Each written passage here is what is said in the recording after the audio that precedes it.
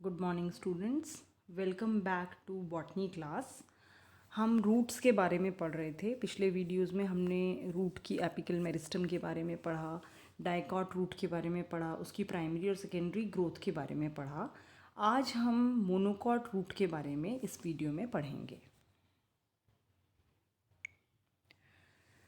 सबसे पहले monocot root जो है वह कैसी होती है, यह हम देखते हैं मॉर्फोलॉजिकली किस प्रकार से होती है।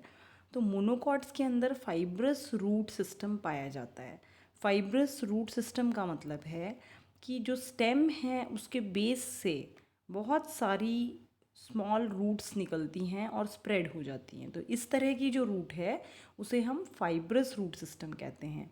आप कंपेयर कर सकते हैं इसे डाइकॉट रूट्स के साथ। डाइकॉट में जो रूट पाई जाती है उसे हम कहते हैं टैप रूट सिस्टम, जो कि प्राइमरी रूट होती है, जो कि डायरेक्टली रेडिकल से फॉर्म होती है, इसलिए उसे हम टैप रूट सिस्टम वहाँ पर कहते हैं। फाइब्रस रूट सिस्टम आपको बताया कि जो कि स्प्रेड हो जाती है और from the base of stem से निकलती है।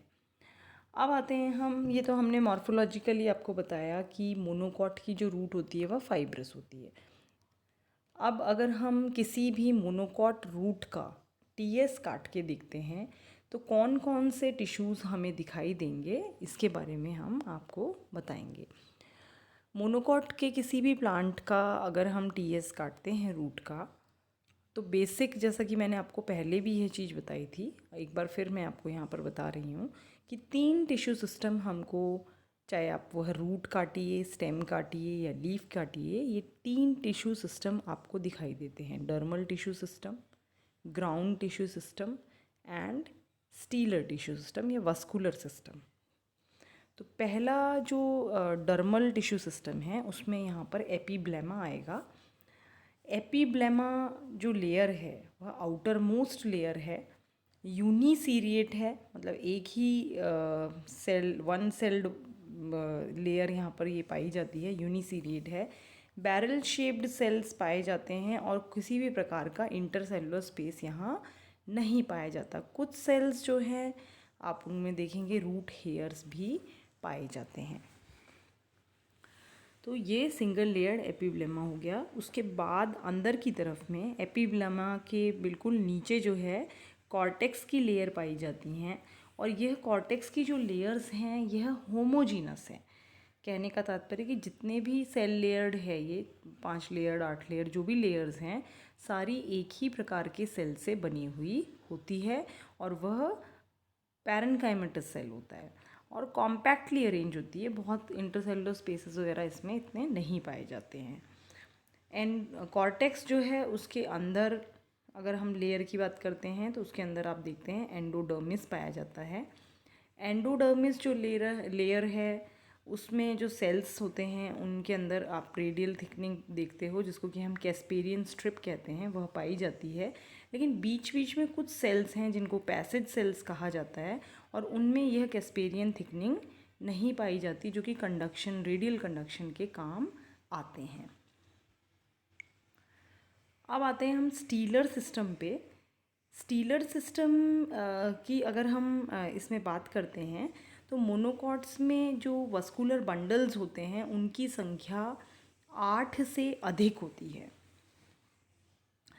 8 से अधिक होती है, और बंडल्स जो हैं वह आपको रेडियल और एग्जार्क टाइप के बंडल्स मिलते हैं, जैसे कि आपने मोनोकॉट, क्या डाइकॉट के अंदर भी देखा था कि बंडल यहाँ पर रेडियल और एग्जार्क होते हैं। उसी प्रकार से मोनोकॉट में भी बंडल रेडियल और एग्जार्क ही होते हैं।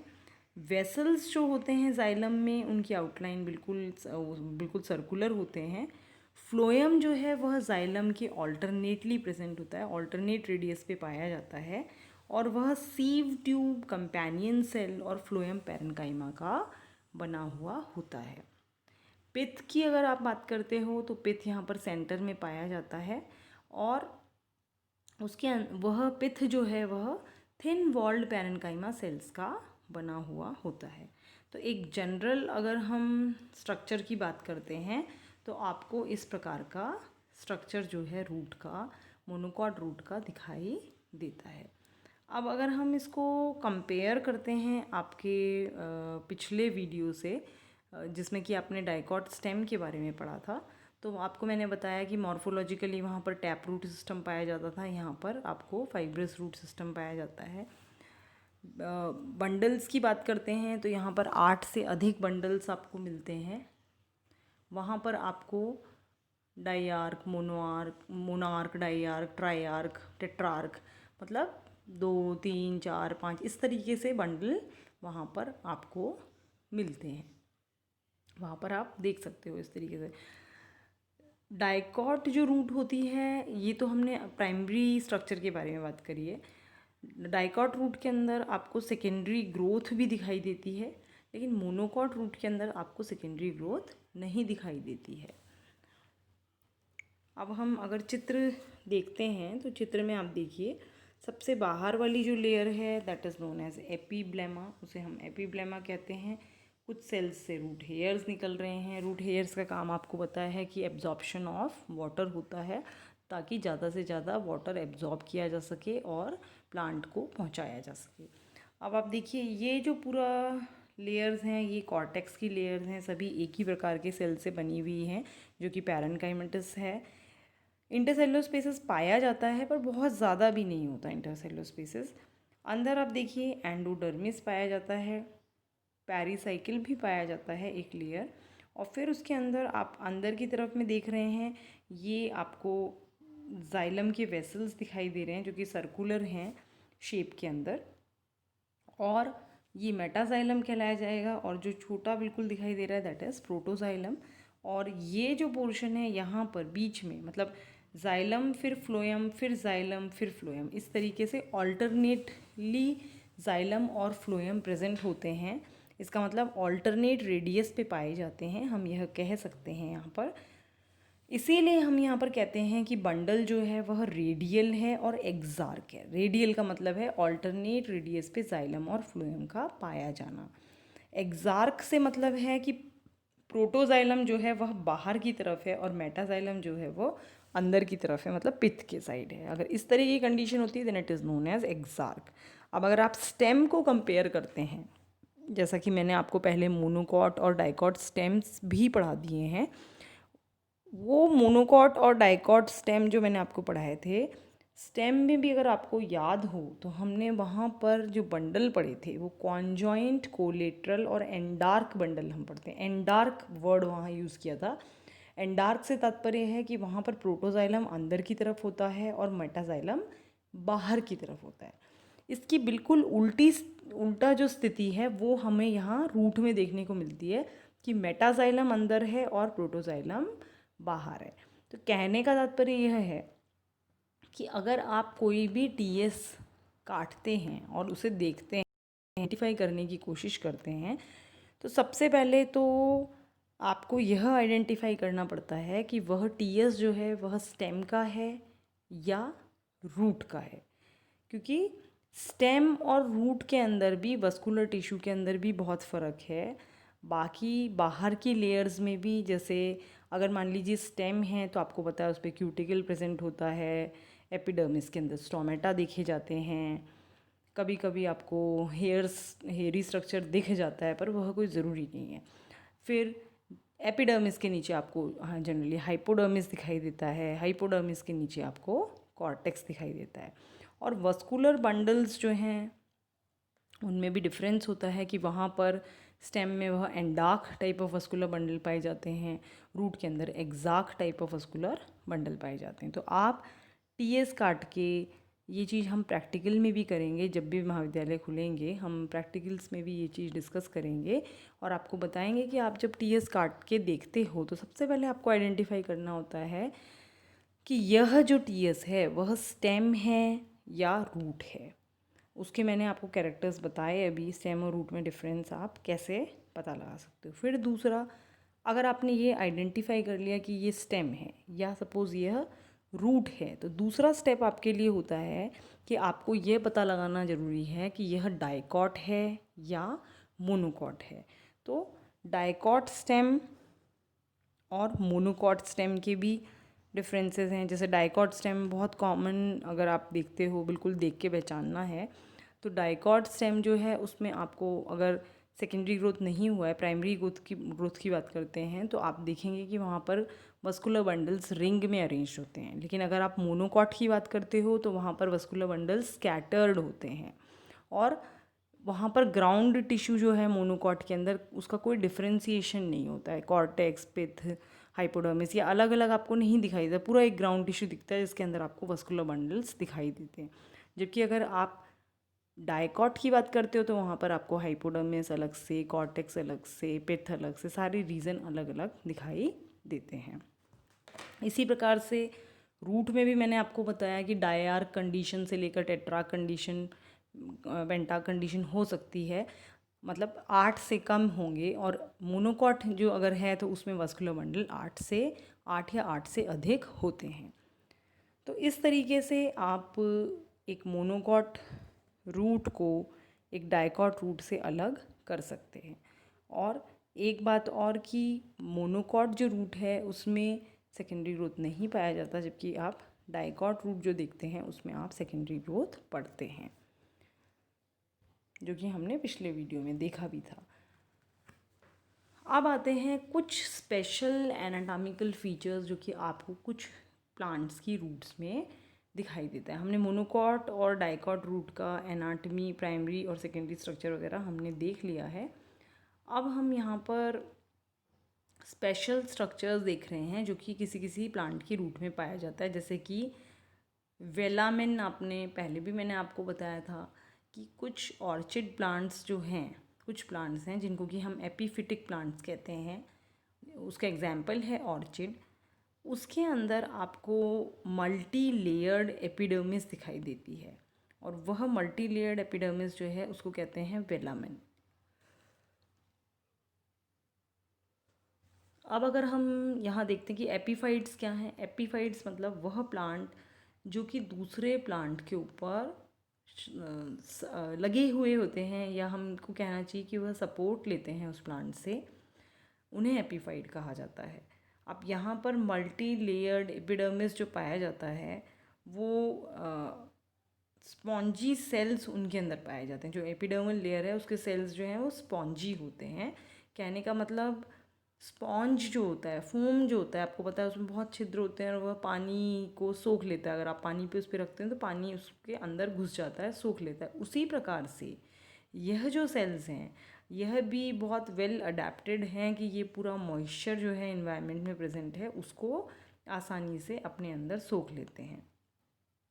ड्राई सीज़न जब होता है तो वेलामिन के जो सेल्स होते हैं उनमें एयर फिल्ड होती है, लेकिन जब रेनी सीज़न होता है तो उनमें पानी भर जाता है। और जब पानी भर जाता है तो गैसियस एक्सचेंज जो है वह कुछ स्पेशलाइज्ड ग्रुप ऑफ सेल्स के द्वारा होता है जिसको हम नेमेटोड्स कहते हैं, जो कि इन रूट्स के अंदर, इन वेलामिन की रूट्स में पाया जाता है। यह एक स्पेशल फीचर हो गया एपीफाइट्स का, मल्टी लेयर्ड एपिडर्मिस का पाया जाना, जिसको वेलामिन कहा जाता है। ये कई बार छोटे प्रश्नों में पूछा जाता है कि ऐसे पौधे बताइए जिसमें मल्टी लेयर्ड एपिडर्मिस पाया जाता है। इस तरीके से पूछ सकते हैं, या फिर यह पूछ सकते हैं कि वेलामिन किसे कहते हैं, उसे परिभाषित करिए, उसका कार्य क्या होता है, कौन से पौधों में वह पाया जाता है। तो इस प्रकार से भी इसका प्रश्न आ सकता है, तो आप उसी हिसाब से इसको तैयार करिए। फिर आते हैं हम, और कुछ प्लांट्स हैं जिनमें कि स्पेशल स्ट्रक्चर कुछ पाए जाते हैं, जैसे कि मैंग्रोव प्लांट्स। ऐसे प्लांट्स जो दलदल में होते हैं, मार्शी एरिया के अंदर होते हैं, वहाँ पर आप देखेंगे जो रूट्स होती है, क्योंकि दलदल है तो उसके अंदर जो रूट्स हैं वह एरिएट नहीं हो पाती, मतलब उसको ऑक्सीजन उन रूट्स को दलदल के कारण नहीं मिल पाता है। तो ऐसे प्लांट्स के अंदर कुछ रूट्स जो हैं वह नेगेटिवली जियोट्रॉपिक होती है, मतलब रूट जो है ऊपर की तरफ ग्रो करने लग जाती हैं। और इस प्रकार की जो रूट्स होती हैं उनको हम निमेटोफोर्स कहते हैं। और इन निमेटोफोर्स के जो सेल्स होते हैं वो बहुत थिन वॉल्ड होते हैं, और ताकि वह एयर को अच्छे से एब्जॉर्ब कर सकें, तो वो एक्ट करते हैं एज एयर रेजर्वॉयर की तरह। अब आते हैं कुछ एक्वाटिक प्लांट्स, जैसे कि हाइड्रिला एक एक्वाटिक प्लांट है। तो उसमें अगर आप कॉर्टिकल सेल्स उसके देखेंगे तो वो एयर कैविटीज़, उसमें बहुत एयर कैविटीज़ पाई जाती हैं, या एरेनकाइमा पाया जाता है जो कि एयर को स्टोर करता है, जो कि एयर उसके अंदर फिल हो जाती है। ऐसा क्यों? क्योंकि वह एयर जो वह एक्वेटिक प्लांट है, वाटर में रहता है, तो एयर जो है वह उसको आसानी से मिल नहीं पाती है, तो जो भी एयर उसको मिलती है उसको वह स्टोर कर लेता है। कुछ और एक्वेटिक प्लांट्स हैं जैसे कि ट्रापा, उसमें भी बहुत बड़े बड़े एयर स्पेसेस पाए जाते हैं। आप जब टीएस काटेंगे तो देखेंगे बड़े बड़े आपको वैक्यूल जैसे दिखाई देते हैं, एयर स्पेसेस दिखाई देती हैं जिनमें एयर फिल हो जाती है। तो उनमें भी कॉर्टिकल सेल्स जो होते हैं वह एक्वाटिक प्लांट में इसमें ट्रापा में क्लोरोप्लास्ट पाया जाता है। इसका मतलब वो फोटोसिंथेसिस के भी काम आती है। फिर आते हैं एरियल क्लाइंबर्स की बात करें, जैसे टीनोस्पोरा। टीनोस्पोरा जो है आपका गिलोय प्लांट है, गिलोय जो उसको बहुत औषधियों में यूज़ किया जाता है। टीनोस्पोरा में जो जो रूट्स हैं वह फोटोसिंथेटिक होती हैं या असिमिलेटरी रूट होती हैं due to the presence of chloroplast in the cortical cell. उनके भी जो कॉर्टिकल सेल हैं उसमें क्लोरोप्लास्ट पाया जाता है, जिसके कारण की जिसके कारण की रूट्स जो हैं फोटोसिंथेसिस कर सकती हैं या असिमिलेशन या प्रोडक्ट को स्टोर कर सकती हैं। फिर कुछ प्लांट्स हैं जैसे कि सैलिक्स है, स्माइलेक्स है। आपने देखा होगा इन जनरल एपिडर्मिस जो है वह यूनिसीरिएट होता है, मतलब एक ही सिंगल लेयर्ड होता है, लेकिन सैलिक्स और स्माइलेक्स के अंदर मल्टी सीरिएट एपिडर्मिस पाया जाता है, मतलब एक लेयर से अधिक लेयर वाला एपिडर्मिस पाया जाता है। इसके अंदर अगर आप देखते हैं तो ये जो चित्र है ये वाला, ये इसके अंदर आप देखेंगे ये रूट्स जो हैं ये निमेटोफोर्स हैं, नेगेटिवली जियोट्रॉपिक रूट्स इसमें दिखाई दे रही हैं। ये गिलोय प्लांट आपको दिखाया है मैंने कि ये गिलोय है, इसकी हार्ट शेप्ड लीव्स होती हैं। इवन ये स्टेम ये यहाँ दिखाई दे रहा है, इस पर आपको छोटी छोटी रूट्स भी यहाँ नहीं अच्छे से दिख रही, लेकिन आप अगर इन्वायरमेंट में कहीं पे भी आपके आसपास ग्रो कर रहा हो तो आप देख सकते हो, रूट्स भी आपको लाइट ग्रीन कलर की सी रूट्स भी दिखाई देगी। फिर ये जो प्लांट है दिस इज़ अ ऑर्चिड, जो कि एपीफिटिक प्लांट है। ये भी एक प्लांट है, इस प्लांट के तने पे ये दूसरा प्लांट लगा हुआ है, इसीलिए हम इसको एपीफाइट के नाम से जानते हैं, जो कि मोस्ट कॉमन उदाहरण है orchid. Thank you so much. आशा करती हूँ आपको समझ में आ गया होगा। इसमें आप इसको किताब से भी पढ़िए, शॉर्ट क्वेश्चन आंसर्स के हिसाब से भी इसको पढ़िए, और लॉन्ग आंसर में भी आपको रूट की एनाटमी के बारे में प्रश्न पूछा जा सकता है। पिछले वीडियोस में मैंने आपको जैसे एपिकल मेरिस्टम के बारे में, रूट एपिकल मेरिस्टम के बारे में बताया, उसकी थ्योरीज़ के बारे में बताया, तो उसमें भी डिस्क्रिप्टिव क्वेश्चन आपको आ सकता है, और छोटे प्रश्न भी बीच बीच में से बनते हैं, इसलिए आप इसको किताब से भी पढ़ने की कोशिश करिएगा। नहीं समझ में आता तो आप मुझसे हेल्प ले सकते हैं, पूछ सकते हैं। बहुत बहुत धन्यवाद।